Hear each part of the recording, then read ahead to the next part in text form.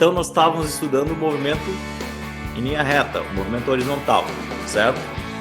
Agora a gente vai cair na parte do conteúdo, onde a gente vai estudar o movimento no eixo vertical. E quando a gente trabalha no eixo vertical, vocês, pela própria experiência de vivência que vocês têm, vocês sabem que existe uma regra, né, natural das coisas, em que quando eu jogo um objeto para cima, ou quando eu largo um objeto, né, e ele tem essa possibilidade de executar um movimento vertical, ele sempre tem a tendência de executar o mesmo movimento. Qual que é o mesmo movimento? De cair, né? Todos os objetos tendem a sempre cair no chão. Então, se eu jogo um objeto para cima, ele vai ser desacelerado até começar a cair de novamente, certo? Então, existe essa tendência, e essa tendência existe devido a umas questões gravitacionais, certo? Por causa que nós moramos na Terra, a nossa residência é aqui, e a Terra, ela tem algumas questões que serão abordadas na aula de hoje, certo? Que fazem com que os objetos sempre tenham essa tendência de movimento vertical de queda, certo? Por mais que a gente empurre eles para cima, a gente precisa gastar muita energia para fazer eles atingir alturas cada vez maiores, porque a tendência deles é sempre cair. Então, hoje na aula a gente vai discutir essas questões, vamos entender por que isso acontece, tá? Para que a gente entenda que tipo de movimento e como a gente faz para resolver esses exercícios que contenham essas questões de movimento vertical, tá? Após nos próximos meses aí a gente vai tratar também de coisas que chamaremos de movimento oblíquo, que seria o movimento em horizontal e vertical ao mesmo tempo. Seria o lançamento de projétil, certo? A gente vai entender como é que funciona uma flecha, né? Como é que a gente joga uma flecha, porque ela vai executar um movimento horizontal e vertical ao mesmo tempo, um tiro de canhão, né? Como é que a gente consegue prever aonde vai parar uma bala, né, jogada. Então a gente vai ser tipo um detetive forense para saber como é que os movimentos eles acontecem, da onde que previu, se ele chegou com tal velocidade no alvo, né, da onde que ele saiu. Então tudo isso a gente consegue fazer a previsão a partir das equações físicas, tá? Então, gente, para começar essa aula aqui, eu vou começar fazendo uma revisão, tá? Por que a gente faz essa revisão? Além de revisar o conteúdo, né, eu vou precisar de muitos desses conteúdos passados aqui para a aula de hoje, tá? Então, a gente vai começar fazendo essa pequenininha revisão. A gente começa fazendo a revisão do movimento retilíneo uniforme. Quais as características do movimento retilíneo uniforme? Primeiro deles, velocidade constante. Isso aqui vocês já estão carecas de saber que a velocidade no movimento retilíneo uniforme ela é constante. E a aceleração ela é zero, né? Então, essa é a característica principal do movimento retilíneo uniforme. Velocidade constante, aceleração igual a zero. Daí, pessoal, o que acontece com isso? A gente tem algumas questões que a gente pode falar. Por exemplo, a definição de velocidade, que, opa, não é ΔV, não. Isso aqui é um ΔS, é uma variação de deslocamento em função do tempo. E nós temos a função horária da posição para o movimento retilíneo uniforme, que é aquela equaçãozinha que é S igual a S0 mais velocidade vezes tempo, certo? Então, essa é a minha equação que descreve o movimento retilíneo uniforme, né, em função do tempo. Basicamente isso, a gente pode fazer uma previsão de onde estará o móvel em função do tempo, tá? E aí, gente, o que mais que nós temos? Na aula passada, nós estudamos gráficos, né? Então, a gente aprendeu a fazer gráficos de posição por tempo para o movimento retilíneo uniforme, certo? E o que a gente percebeu? Que esses gráficos aqui, por fazerem parte de uma função de primeiro grau, certo? Uma equação de primeiro grau, a gente percebeu que esses gráficos são lineares. São gráficos que, ora, eles podem ser crescentes, certo? Isso significa que eu tenho uma velocidade positiva, ou seja, eu obtenho valores de posição cada vez mais positivos, porque a velocidade é positiva, ou se a velocidade ela é negativa, eu tenho valores de posição cada vez menores, certo? Então, essas são as possíveis caras de uma função horária da posição de um gráfico dela, certo? Então isso aqui a gente mostrou na aula passada, como é que a gente obtinha esses gráficos aí. O que mais que a gente viu? A gente viu também que se eu construir um gráfico de velocidade por tempo, certo? E se eu disse para vocês que a velocidade ela é constante, a cara desse gráfico ela é uma constante, certo? Então se eu construir o gráfico da velocidade por tempo, então isso aqui vai ser o gráfico constante. O que eu disse para vocês também, gente? Eu disse que se eu calcular a área desse gráfico, eu falo isso para vocês, a área ela é igual ao deslocamento. Então, se eu pegar o valor da área aqui, ó, fizer um cálculo, isso aqui é um retângulo, né? Se eu calcular a área de um retângulo aqui, por exemplo, eu tenho o meu deslocamento realizado por esse móvel, certo? Então, eu posso olhar para o gráfico e tirar informações dele. Por exemplo, se eu tenho um gráfico de velocidade por tempo ali, ó, olhei, uma linha reta, isso aqui é um MRU, certo? E se eu tenho os valores de tempo e de velocidade, eu posso descobrir durante aquele tempo qual foi o deslocamento do meu móvel, certo? Então eu posso tirar várias informações só olhando para o gráfico, beleza? É isso que a gente fez na aula passada. O que mais que a gente fez, gente? Ó, isso aqui é MRU. Vou fazer uma casinha aqui. Para o MRUV ou apenas Move, certo? Alguns livros escrevem apenas Move. Nós temos agora uma velocidade que varia. Ela varia em função do tempo. E uma aceleração constante, certo? Então, agora nós trabalharemos com uma velocidade que é variável. Nós temos uma aceleração que é constante. Então, nós podemos definir a aceleração como sendo a variação de velocidade por tempo, certo? Então, olha só, essa é a definição de aceleração. Se eu quero descobrir a aceleração, eu preciso apenas saber qual é a variação de velocidade que ele teve em função de um dado instante de tempo. Se eu souber isso aí, eu descubro o valor da minha aceleração, certo? E daí a gente estudou algumas equações, que são as 3 equações para o movimento retilíneo uniformemente variado. Quais são elas? A função horária da posição, que agora ela tem uma carinha um pouquinho mais complexa, né? Ela tem aquele aspecto S igual a S0 mais velocidade vezes tempo, mais um meio de aceleração vezes tempo ao quadrado. Percebam que agora nós temos uma equação de segundo grau. Por que nós temos uma equação de segundo grau, gente? Porque olha só, olha o termo tempo aqui, ó. O termo tempo ele aparece elevado ao quadrado. Então é uma equação de segundo grau, tá? Diferente da equação para o MRU, que era uma equação de primeiro grau. Então aqui nós temos uma equação de segundo grau, por causa do termo elevado ao quadrado. Além da função horária da posição, nós temos a função horária da velocidade, que tem aquela cara V igual a V0 mais aceleração vezes tempo. E percebam que neste caso aqui nós temos uma equação de primeiro grau, porque o termo tempo está elevado na 1, certo? Então é primeiro grau. E além dessas duas funções, nós tínhamos também a equação de Torricelli, certo? A equação de Torricelli, que foi algo que nós estudamos há 2 aulas atrás. A equação de Torricelli, certo? Que na ausência do tempo, certo? Se o exercício não me fornece os valores de tempo, eu posso usar a equação de Torricelli para descobrir velocidade em função da aceleração e do deslocamento, certo? Então essa aqui seria a equação de Torricelli que a gente utiliza também em algumas situações. Perfeito?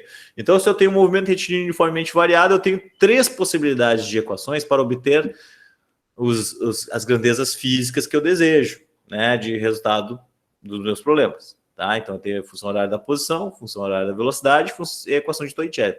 Cada uma dessas equações, eu vou ter que ler o problema, com cuidado, anotar os dados que eu tenho e verificar qual dessas equações eu vou usar. É assim que funciona, certo? Beleza? O que mais que nós vimos? Bom, aí na aula passada, né, aquela aula remota que a gente fez, a aula assíncrona, a gente analisou os gráficos. E aí eu mostrei para vocês que o gráfico de posição por tempo, o gráfico de S por T, no movimento retilíneo uniformemente variado, ele tem uma cara diferente do MRU. No MRU, linhas retas, certo? Gráficos lineares, crescente, decrescente, dependendo do valor da velocidade. Agora nós temos equações de segundo grau. E uma equação de segundo grau, a cara do gráfico é uma parábola, certo? É uma parábola.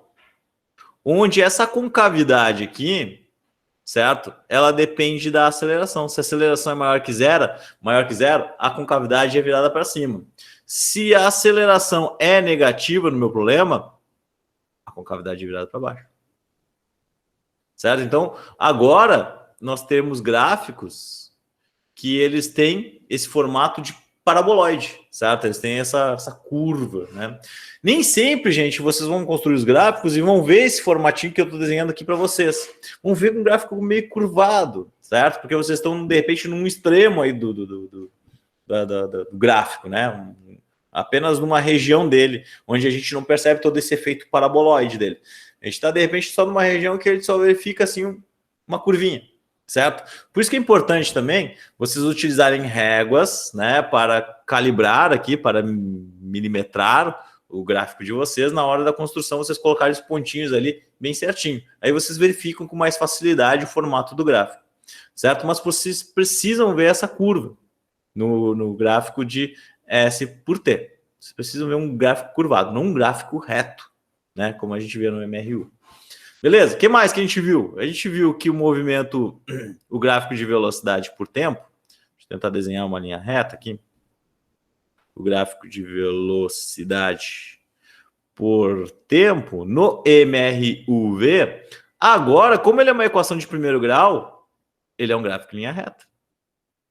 Onde a aceleração é positiva e a velocidade ela vai ter valores cada vez maiores. Né? Estou acelerando o meu móvel. Se a aceleração é negativa,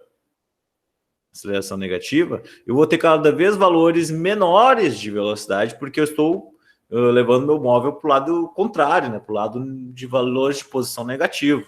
Tá? Então, a cara do gráfico agora ela vai depender da aceleração, desse formato como vocês estão vendo aqui, certo? Se a aceleração é positiva, gráfico ascendente.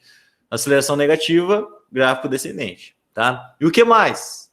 Se a gente for fazer também o gráfico da aceleração por tempo, a gente vai verificar que nós teremos um gráfico constante, certo? Gráfico constante, porque a aceleração não muda em função do tempo. Então aqui a aceleração é constante, então o gráfico ele não muda em função do tempo, certo? A gente verifica ali que ele tem sempre o mesmo valor durante todo o intervalo de tempo. Galera, quais são os detalhes, né, que eu chamo a atenção para vocês? Se eu fizer a área desse gráfico aqui de aceleração por tempo, nesse caso aqui, eu tenho o valor da variação de velocidade. A variação de velocidade é igual ao gráfico da aceleração, beleza? A área do gráfico aqui, eu tenho a variação de velocidade. Se eu pegar o gráfico de velocidade por tempo, que é esse gráfico aqui, ó, que tem esse formato, que é uma linha reta, e se eu fizer a área desse gráfico, que nem tinha um exercício para vocês fazerem lá nas atividades, se vocês fizerem a área desse gráfico aqui, vocês têm novamente o deslocamento, certo? O deslocamento é dado pela área do gráfico, perfeito? Então, por isso que vocês deveriam pegar esse gráfico aqui lá no exercício, né, e calcular a área dele. E nesse caso daquele exercício, ele é um gráfico bem parecido com esse, né? A área dele era a área de um trapézio. Chamei a atenção de vocês disso, né? E aí a área do trapézio é base maior, mais base menor, vezes a altura, sobre 2, né? Eu chamo a atenção isso na videoaula, certo? Então vocês poderiam pegar a área desse gráfico aqui para calcular o deslocamento, é isso que vocês deveriam fazer, certo? Beleza? Então aqui, ó, tem uma pequeníssima, mas grande revisão, certo? Dos conceitos trabalhados sobre cinemática até o momento. Percebam que tem toda a cinemática até agora, né, em um quadro só. Se vocês entenderem a lógica de como resolver os problemas de física, né, e isso vem com o quê? Exercitando, tá?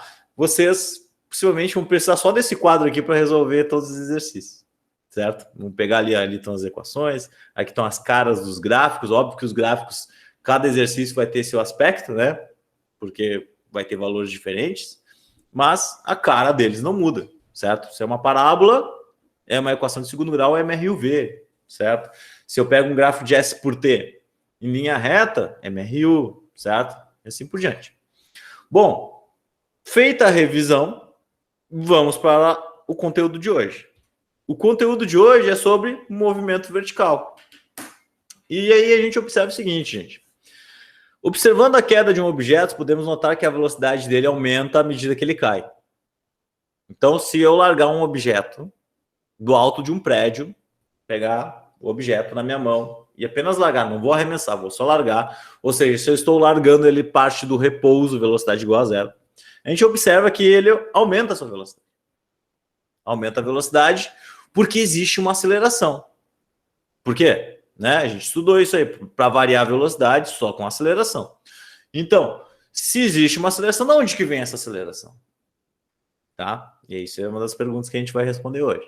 Ao jogarmos o corpo verticalmente para cima, sua velocidade vai diminuindo progressivamente. Por quê? Porque existe essa mesma aceleração atuando. Então percebam que se o objeto cai, ele aumenta a velocidade porque temos uma aceleração aqui atuando. Se nós jogamos o objeto para cima, a velocidade dele diminui porque existe uma aceleração atuando no sentido contrário. Certo? Aí a velocidade dele diminui até ele parar e ele começar a cair. Certo? Percebo que essa aceleração, então, ela atua sempre na mesma direção. Isso é uma das questões importantes que a gente vai tratar no movimento vertical. A aceleração, ela tem sempre a mesma direção e sentido. Sempre. Tá? Beleza. Vamos ver de onde saiu esse negócio aí. Esse negócio saiu com esse barbudinho velho, né? O nosso amigo Galileu Galilei. Até então, pessoal, na Grécia Antiga lá tinha os filósofos gregos, né? Vocês sabem que a física, ela é um braço da filosofia, né? Onde a gente olha para o nosso mundo à nossa volta, a gente olha para o nosso redor e tenta formalizar isso, né? Tenta entender por que as coisas são assim, entender por que as coisas caem em direção ao chão, certo? Então esse foi um trabalho dos filósofos da época de tentar entender por que sempre que eu jogo um objeto para cima ele cai para baixo de novo, né? Começava a filosofar sobre isso. E o Aristóteles, né? Ele dizia na época, ele estabeleceu que objetos mais pesados caem com mais facilidade que objetos leves. Beleza. Vocês podem concordar com isso. E eu não vou tirar, né? Não vou discutir o porquê vocês acham isso. Porque é algo que a gente visualiza, né? Mas esse carinha aí, o Galileu Galilei, ele verificou o contrário. Ele verificou o seguinte, né? Não o contrário. Ele verificou um detalhe, uma questão importante, né? O Galileu, ele pegou duas esferas de peso diferentes e abandonou juntas da mesma altura, tá? Pegou elas da mesma altura e ele liberou ela cair. Duas esferas parecidas com massas diferentes, tá? Beleza? Ele esperava que a mais pesada caísse primeiro. Então, ele liberava lá as duas, a mais pesada caísse primeiro, né? Que nem o Aristóteles falou.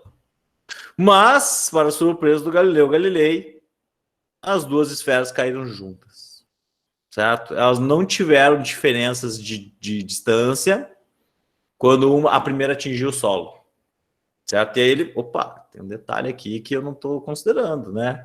Será que a massa ela é importante nesse movimento vertical? Será que a massa ela influencia nesse movimento? Certo? Então essas foram as perguntas que o Galileu começou a se fazer. E a resposta para isso, pessoal, vem para um seguinte aspecto. Se vocês pegarem objetos de massas diferentes, mas parecidos, objetos parecidos, né? Duas esferas, por exemplo, mas uma esfera de 1 quilo e outra esfera de 500 gramas, e largarem do alto do prédio, realmente vocês vão verificar o que o Galileu verificou, né? Mas se vocês pegarem uma pena e um martelo e jogarem e liberarem esses dois objetos, né? Vocês vão verificar que o martelo vai chegar primeiro no chão.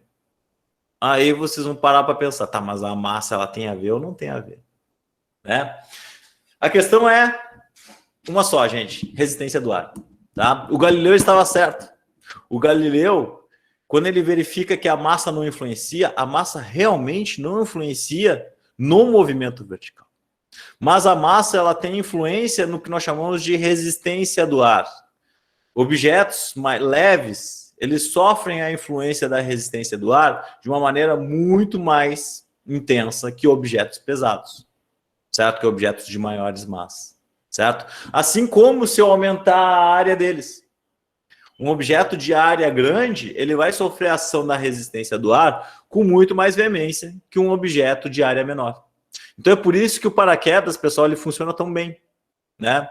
Uma pessoa caindo em queda livre, né? Uma pessoa em queda livre, ela tem aceleração envolvida devido à gravidade da Terra, né? Isso aí a gente vai discutir agora. Mas ela é freada muito veemente por causa que ele abre o paraquedas, né? E abre o paraquedas, abre a área, aumenta a sua área, certo? De contato com o ar. E aumentando a área de contato com o ar, é freado por causa da resistência do ar, certo? Objetos leves também são mais fáceis de interagir com a resistência do ar. Por isso que a pena, ela interage bastante. Ela é freada com muita veemência do que uma bola de sinuca, por exemplo. Né? Pegar uma bola de sinuca, ou um martelo, né? Vamos ficar no martelo. O martelo é a pena, o martelo é mais pesado, né? Então ele vai sofrer ação da resistência do ar com muito mais facilidade. Porém, todavia, contudo, o Galileu ele estava certo. A massa ela não influencia no movimento. Porque se no momento que eu retiro a resistência do ar, se eu tirar a resistência do ar, se eu tirar o ar da jogada, acontece isso aqui, ó. Ó, a gente está observando que existe então um carinha chamado gravidade que puxa as coisas para baixo, sempre, que faz com que essa aceleração tenha sempre o mesmo sentido, certo? A gente vai discutir já os aspectos dessa gravidade. E aí eu disse para vocês, ó, se eu pegar o martelo e a pena e largar elas, o martelo cai primeiro. Todo mundo sabe disso, né? Porque tem a bendita da resistência do ar. Mas se eu tirar a resistência do ar, olha lá o que acontece. Se eu fizer um experimento no vácuo, o que é o vácuo? A ausência de matéria, a ausência de ar, certo? Não tem ar aqui. Então não tem resistência do ar. O que acontece com a pena que um objeto pesado? Eles caem juntos. Porque a massa não influencia no movimento, certo? Ela vai influenciar apenas quando tiver o bendito do ar e a resistência dele, certo? Porém, se eu pegar objetos parecidos, objetos esféricos, por exemplo, mas com massas diferentes, e largar eles, a resistência do ar ela vai ter mais dificuldade de se demonstrar, certo? E aí os objetos vão cair juntos. Nos nossos problemas aqui de física, de cinemática, que nós vamos falar sobre o movimento vertical, a gente vai tirar o ar da jogada. A gente vai fazer nossos experimentos sempre no vácuo. E o que a gente vai observar? A gente vai observar que a gravidade ela vai atuar da mesma forma se o objeto for uma pena ou se o objeto for uma bola de boliche, que nem nós temos aqui. Certo? Eles vão cair juntos porque eles serão acelerados igualmente. Certo? Beleza? Show! Dúvida? Por enquanto não? Então olha só, gente. Quem é que faz os objetos caírem? A bendita da gravidade, tá? Então existe uma coisa chamada gravidade, certo? Vocês já ouviram falar com certeza. E essa gravidade, ela faz com que os objetos fiquem presos na Terra. Presos no chão. Por que a gente fica preso no chão? Porque existe uma aceleração. Uma aceleração que aparece devido a uma força gravitacional. Essa força gravitacional, ela existe em todos os corpos, inclusive em vocês. Vocês exercem forças gravitacionais uns sobre os outros. Ah, professor, mas por que eu não percebo essa força gravitacional? Simples, porque tua massa é pequena. Se tu tivesse uma massa astronômica que nem a Terra, os efeitos seriam visualizáveis, certo? Então, a Terra, como tem uma massa astronômica, né, uma massa gigantíssima, os efeitos gravitacionais sobre os objetos que estão à sua volta aparecem, certo? Aparecem forças gravitacionais e a gente vai estudar depois com as leis de Newton que se tem força, tem aceleração, certo? A força, ela faz com que os objetos executem movimentos. Então, se eu tirar um objeto da Terra, jogar ele, ele vai ser acelerado pela força da gravidade. E a aceleração da gravidade na Terra, ela é um valor constante. Certo? Ela é um valor bem específico. Esse valor vale 9,8 metros por segundo ao quadrado, em qualquer ponto da Terra. Se a gente estiver aqui na China, no Japão, nos Estados Unidos, qualquer ponto da Terra, a aceleração da gravidade vai ter sempre o mesmo valor. Ela é uma constante. Portanto, pessoal, já chegamos a uma brilhante conclusão, que o movimento vertical, ele é um movimento retilíneo uniformemente variado. Por quê? Tem aceleração e aceleração constante. Só que agora, pessoal, a gente já sabe que essa aceleração, ela tem um valor sempre único. É sempre o mesmo valor para qualquer objeto. Uma pena, um martelo, qualquer objeto, 9,8, certo? Algumas vezes, e os livros utilizam isso, esse valor é arredondado para 10 metros por segundo ao quadrado. Então, galera, se eu largar qualquer objeto de qualquer altura, ele vai ser acelerado sempre com este valor aí, 10 metros por segundo ao quadrado, porque nós estamos na Terra, nós moramos nela, e a massa da Terra, por ter essa quantidade astronômica, ela exerce sobre qualquer objeto esse valor de aceleração, certo? Bom, aqui tem nessa figurinha, pessoal, tem o conceito clássico de gravidade, que é esse conceito aí, onde é uma força que atua em todas as direções, e essa vai ser o conceito que a gente vai usar durante esse primeiro ano do ensino médio, certo? De repente, quando a gente for estudar lá no terceiro ano, física moderna, a gente vai dar uma olhadinha no conceito moderno de gravidade. O conceito moderno de gravidade é o conceito feito por Albert Einstein, né? Que é aquele conceito onde ele fala sobre a distorção do espaço-tempo. A gravidade é como se a gente tivesse, pensem, vamos fazer um exame de consciência de pensamento aí, vocês pegarem um lençol, esticarem muito bem esse lençol e colocarem um objeto muito pesado sobre o lençol, né? Vocês vão ver que ele vai criar uma cavidade. Essa cavidade aí que ele cria, devido ao objeto muito massivo, se vocês pegarem objetos pequenininhos e largarem na volta, eles vão ser todos acelerados para próximo do objeto pesado que criou a cavidade grande no lençol. Então, o conceito moderno de gravidade, ele considera que o universo é um grande lençol. Esse lençol que a gente chama de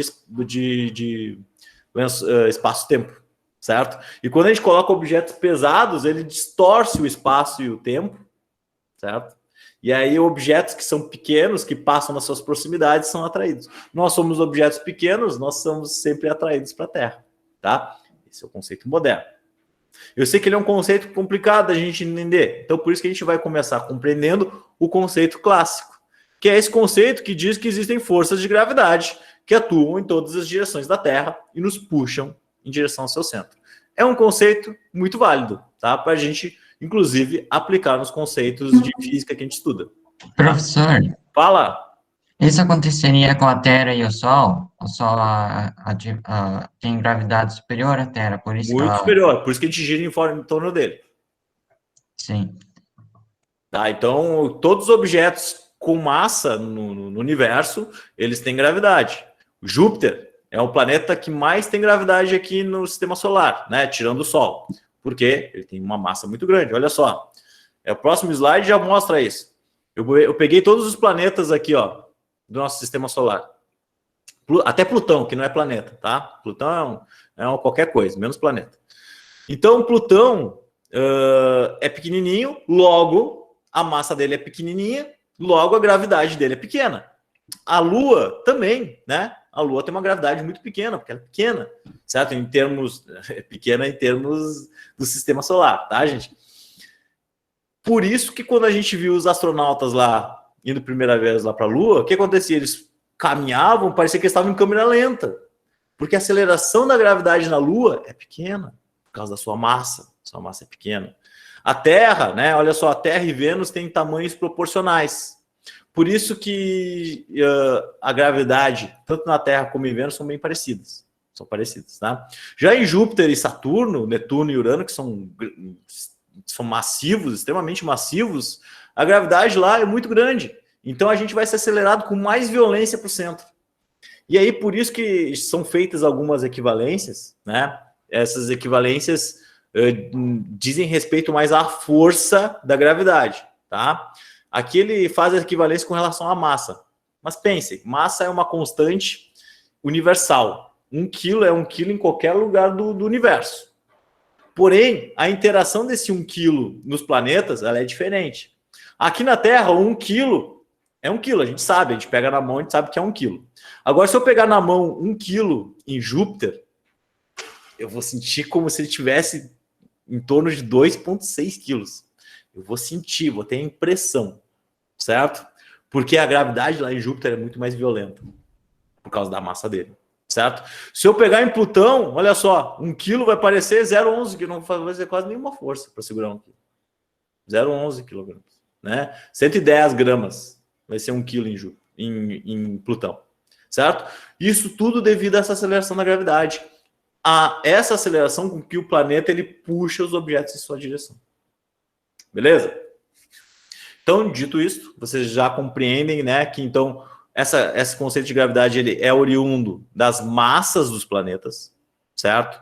E todo mundo tem força gravitacional, eu, vocês, todo mundo, mas a gente não consegue visualizar por quê? Ou sentir, porque nossas massas são muito pequenas, né? Se a gente fizesse a conta da força da gravidade que a gente exerceria, seria vezes 10 na menos 30. Valor muito irrisório, certo? Por isso que a gente não sente. Mas quando as massas dos objetos são grandes, os fenômenos começam a aparecer, tá? Então, esses são os aspectos que nós temos com relação às gravidades, acelerações da gravidade, tá, gente? Sabendo que nós estamos na Terra, a gravidade que a gente vai usar é aquela que é o valor arredondado de 10 metros por segundo ao quadrado. Se o exercício não me disser que é para usar 9,8, eu vou usar o 10, tá? Vou usar o que os livros aí arredondam. Tranquilo, gente? Como a gente está na Terra, tá? A gente vai dizer que também os movimentos acontecem no vácuo, para facilitar a nossa vida, certo? Então a gente vai considerar esses movimentos no vácuo, a gente não considera a resistência do ar, que a resistência do ar iria modificar as equações, certo? E a gente, no ensino médio, por enquanto, a gente vai fazer as equações sem resistência, tá? Sem resistência do ar. Ou seja, a gente vai trabalhar com essa aceleração, e essa aceleração vai ser válida para pena, para martelo, para bola de boliche, para qualquer coisa, tá? Para qualquer movimento que executar vertical, a aceleração vai ser sempre a mesma. E aí vem alguns detalhezinhos que a gente precisa considerar. Tá? Então veja só esse homenzinho derrubando um vaso de flor aqui para outro homenzinho, né? O movimento aqui é um movimento de queda. E o movimento de queda na Terra é um movimento acelerado. Por isso que a aceleração aqui, ó, o G, ele vale 9,8 metros por segundo quadrado. Ah, um detalhe que eu não tinha falado para vocês, eu acho. A gente, ao invés de usar a letra A, quando a gente fala em movimento vertical, a gente usa o G, que é a aceleração da gravidade, tá? G de gravidade.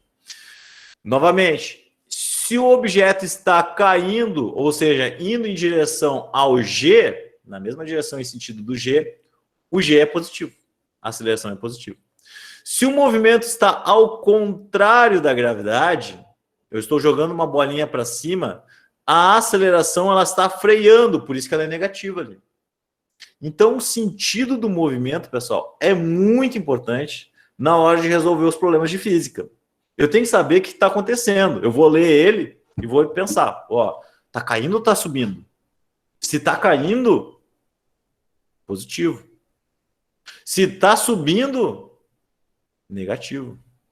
Beleza? Então, na hora de montar a equação, eu tenho que saber se a aceleração é positiva ou se a aceleração é negativa. Então, vamos lá. Vamos montar as equações.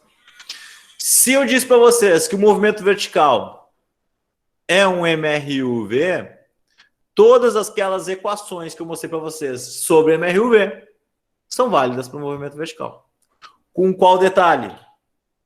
Se o movimento é para cima, se eu estou jogando o objeto para cima, estou jogando ele para cima, a aceleração sempre para baixo, quem é o G. Se eu jogo ele para cima, ele é um movimento que está sendo retardado, né? Logo, as acelerações aqui, ó, todas com sinal negativo. Ao invés de A, a gente coloca G. Substitui o A por G. Percebam? Olha a diferença. Trajetória orientada para cima, G negativo. Está ali na equação. Se a trajetória é orientada para baixo, o objeto está caindo, a velocidade dele é para baixo, juntamente com o G, que também sempre puxa para baixo. Olha o sinal, olha lá o que acontece com o sinal. Sinal positivo. Ao invés de A, eu coloco G. Que quem atua aqui é gravidade. Então percebam que todas as equações que a gente já vinha usando, nós estamos usando agora novamente, com os devidos cuidados. Aceleração virou G, certo? Porque nós estamos falando de movimento vertical. E o sinal. Se eu estou jogando o objeto para cima, o sinal é negativo. Se o objeto está caindo, o sinal é positivo. Beleza? Dito isto, vamos fazer uns exercícios aí. Vamos fazer uns exemplos, tá? Vamos fazer 3 exemplos. E aí eu acredito que vocês estarão preparados para fazer as atividades e os exercícios complementares do livro, tá bom? Gente, nesse primeiro exercício aqui, olha só. Uma fruta madura cai de uma árvore. Vamos pensar. Eu sempre digo que desenhar ajuda a entender, né? Então aqui está minha árvore. Essa árvore aqui, ela tem uma altura e a fruta caiu, tá? Deixa eu pegar aqui uma caneta diferente, pegar uma caneta preta para desenhar. A fruta está tão madura que até ficou preta, tá? Galera, a fruta cai com uma velocidade igual a 0. Ela só despenca. Então, a velocidade dela inicial é igual a 0. Certo? Calcule a velocidade com que ela atinge o solo. Bom, eu quero saber qual é a velocidade que ela cai aqui no chão. Certo? A velocidade final dela. Eu sei que a altura da árvore é 4 metros. Ou seja, isso aqui é o quê? O meu deslocamento. É o deslocamento da fruta caindo no chão. Certo? Então, olha só. Eu, em poucos dados ali, ó, só fazendo o desenho, já cheguei a algumas conclusões sobre as informações que eu tenho no problema. Eu tenho a altura, o deslocamento que essa fruta cai, a velocidade inicial dela, e eu sei que o G vale 10. O exercício não precisa nem me dizer. Tá na Terra, G é igual a 10, tá? A menos que ele diga, o problema se passa em Júpiter. O problema se passa em Marte. Vamos supor que a gente derrubou, tem uma árvore lá em Marte, né, e caiu uma maçã dessa árvore lá em Marte. Qual é a velocidade que ela chega? Bom, daí eu preciso do G de Marte. Que é fácil de conseguir. Se vocês derem um Google aí, perguntarem qual é a gravidade lá em Marte, o Google vai te responder, tá? Mas vamos lá. A maioria dos exercícios é aqui na Terra, então fica mais fácil da gente resolver. Percebo que nós temos a velocidade inicial, nós temos o deslocamento, nós temos a velocidade final e nós temos a gravidade. Qual equação eu vou utilizar? Está caindo para baixo, né? Se está caindo para baixo, trajetória orientada para baixo. Vou usar essas equações. Qual delas eu vou usar? Aqui não tem tempo. Porque tempo ele não fala no exercício, né? Então eu vou usar a Torricelli. Velocidade ao quadrado, que é igual a velocidade inicial ao quadrado, mais 2 vezes o G, vezes o meu deslocamento. Velocidade ao quadrado, que é igual a 0 ao quadrado, mais 2 vezes 10, vezes a altura da árvore, que é 4 metros. Então, a minha velocidade vai ser... Esse cara aqui, 0, é 0, né? 0 ao quadrado. 2 vezes 10, 20. 20 vezes 4, 80. Como é que eu faço para tirar aquele quadrado ali da velocidade? Faz a raiz de 80, né? Raiz de 80, eu tiro o quadrado. E a velocidade vai ser quanto, então? Raiz de 80, né? Procurem na calculadora de vocês aí.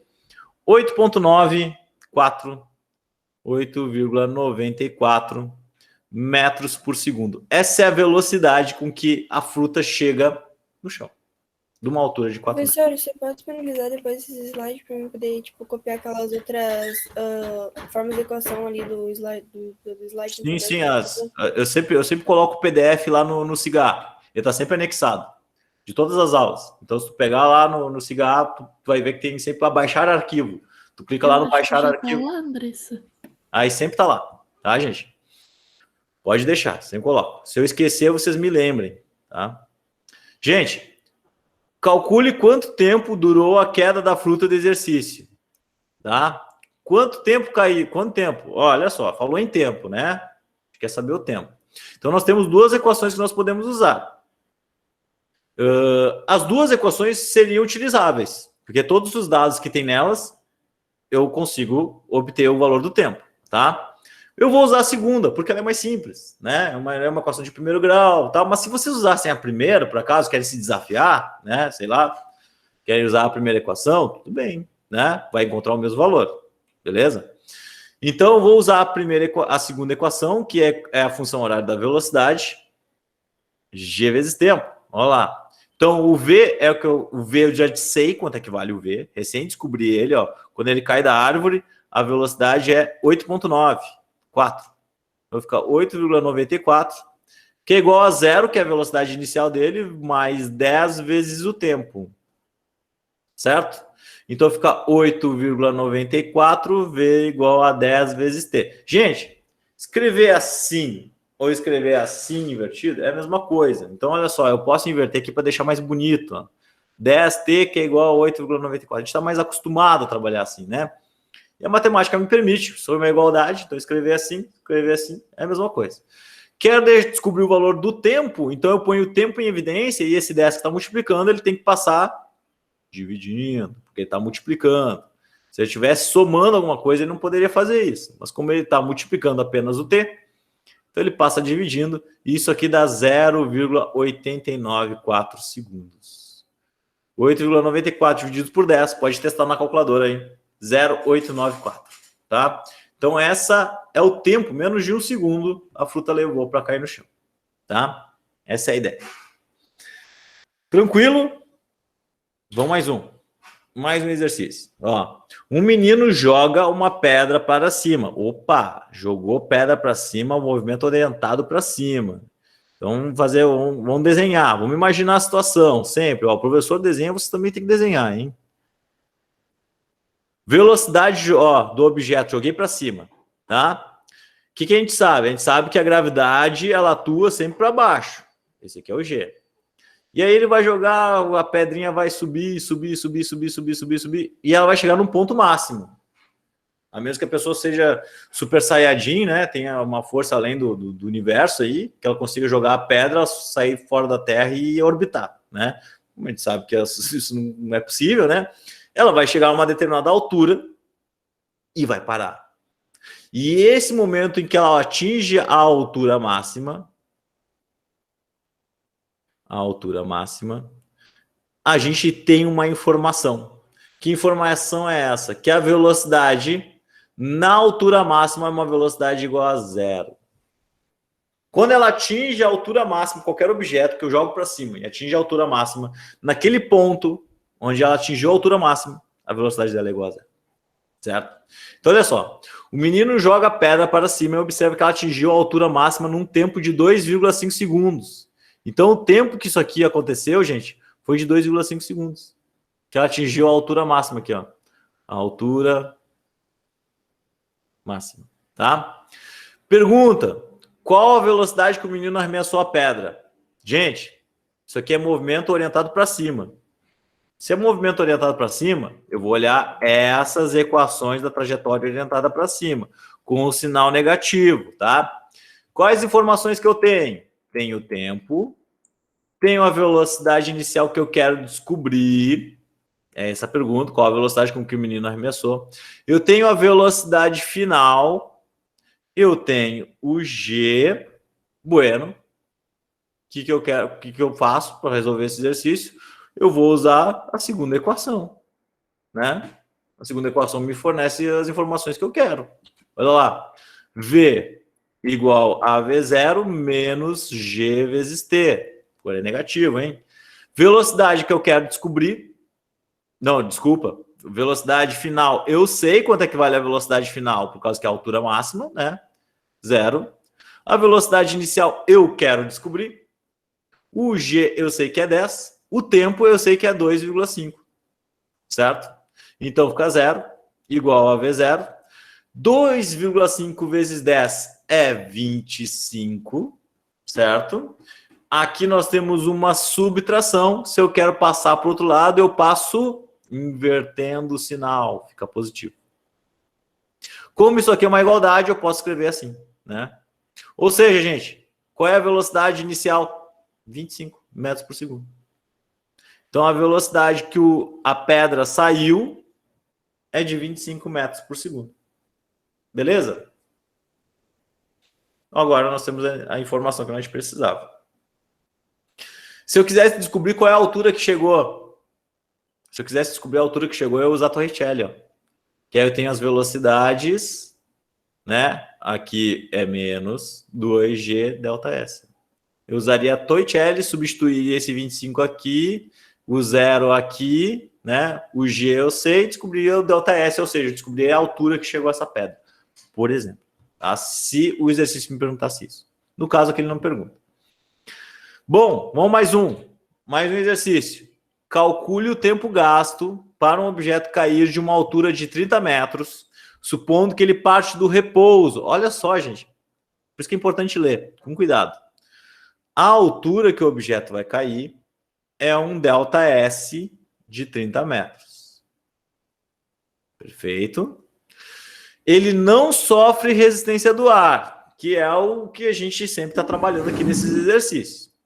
O exercício também me diz que ele está caindo. Se ele está caindo, ele está na mesma direção do G. Mesma direção do G. O objeto está aqui em cima e ele parte do repouso. Repouso é 0 a velocidade. Olha só, olha as informações que são dadas no meu exercício. Certo? Ó, não precisou dar valor nenhum, ele não precisa ser explícito. Não precisa dar velocidade inicial igual a 0. Não. Ele falou, ó, ele parte do repouso. Repouso, velocidade igual a 0. Ele diz aqui que não sofre resistência do ar e ele pergunta, calcule o tempo. Qual é o tempo que levou isso aqui, gente? Quanto tempo levou? Bom, é um movimento de queda, então eu vou lá para as equações que envolve trajetória orientada para baixo. Sinal positivo, ó. Sinal positivo para as equações. Bom, eu não tenho uma das velocidades. Eu não tenho a velocidade final, certo? E eu não tenho tempo também. Então, eu não tenho como ter informações aqui relevantes para resolver esse exercício com essa equação, nem com essa equação. Aqui eu poderia descobrir a velocidade final, que ele chega, né? Mas não é essa a pergunta. A pergunta é o tempo, então eu vou usar essa equação aqui. Que essa equação, eu tenho o S e o S0 é o deslocamento, né? Eu vou dar uma trabalhada nisso, para vocês observarem que aparece o deslocamento ali. Velocidade inicial eu sei, aceleração, e aí eu descubro o tempo. Olha só. S igual a S0 mais velocidade vezes tempo mais 1 meio de ATGT quadrado. Perfeito. Se eu passar esse S0 para o outro lado, fica assim, gente, ó. S menos S0, que é igual a velocidade vezes tempo mais 1 meio de GT quadrado. Galera, o que é S menos S0? S menos S0 é um deslocamento. É um delta S. Certo? Substituindo os valores, como é que fica? Fica assim, ó, 30, velocidade inicial é 0 vezes tempo, velocidade inicial é repouso, né? Mais 1 meio de 10 vezes tempo ao quadrado. Perfeito? Então fica assim, ó, aquele 0 vezes tempo, gente, vai embora. 0 vezes t é 0, tá? Sobrou o quê? Sobrou 30, 1 meio vezes 10 vezes tempo ao quadrado. Esse 1 meio vezes 10, como é que fica, gente? Olha só, 1 meio vezes 10 é a mesma coisa que isso aqui, ó. Uma multiplicação de fração. 1 vezes 1, 1 vezes 10 é 10, 2 vezes 1 é 2, 10 divididos por 2 é 5. Então sobra 5. Então eu vou botar aqui, ó, 30, que é igual a 5t quadrado. Novamente, escrever assim ou escrever assim é a mesma coisa, né? Então, ó, 5t quadrado, que é igual a 30, não preciso mudar sinal nenhum, porque eu só inverti de posição, né? Não botei para o lado esquerdo, eu botei para o lado direito, mas eu mexi com os dois termos, né? Vai ficar assim, ó, t quadrado, que é igual a 30 divididos por 5, porque esse 5 está multiplicando, se ele está multiplicando, ele passa dividindo. Então, a gente vai ter t quadrado, que é igual a 6, certo? 30 por 5 é 6. Então, T igual a raiz de 6. Quanto tempo levou para cair esse negócio aqui? Faz aí a raiz de 6 na calculadora, 2,45. 2,45 segundos. Então, esse foi o tempo de queda do meu objeto. Percebam que isso aí meio que condiz com a realidade, né? Um objeto de 30 metros de altura, até aqui em Juí, tem uns prédios que tem essa altura, tá? Eu tenho certeza que se eu jogar um objeto lá de cima, ele vai levar 2,5 segundos, máximo, para cair. Mesmo com a resistência do ar, certo? A menos que eu pegue uma pena, né? Se eu pegar uma pena e largar, aí, enfim, vai levar muito mais de 2,45, porque a resistência do ar vai agir muito mais. Mas se eu pegar um objeto, uma esfera, né, pesadinha, tenho certeza que se eu pegar tanto de 10 quilos como de 5 quilos, eu vou observar o que o Galileu observou, né? Eles vão chegar mais ou menos com 2,45 segundos. Beleza? Gente, olha só. Atividadezinha da semana.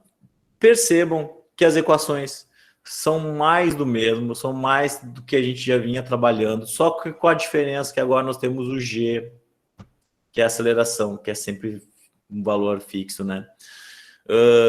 Bom, mas a maneira de resolver os exercícios é muito parecida. Tem que tomar cuidado com o sinal também, né? Trajetória orientada para cima de um jeito, trajetória orientada para baixo de outro. Esse primeiro exercício aqui, ó, ele fala para o G 9,8, então para usar G 9,8. Qual o tempo gasto, qual a velocidade? No início do exercício ele diz que tem um objeto de 5 quilos, depois ele muda para 10 quilos. Mas olha só. Tá? Ó, os detalhes. Beleza? Aí tu me diz o que acontece na letra C ali. Responde para mim, tá?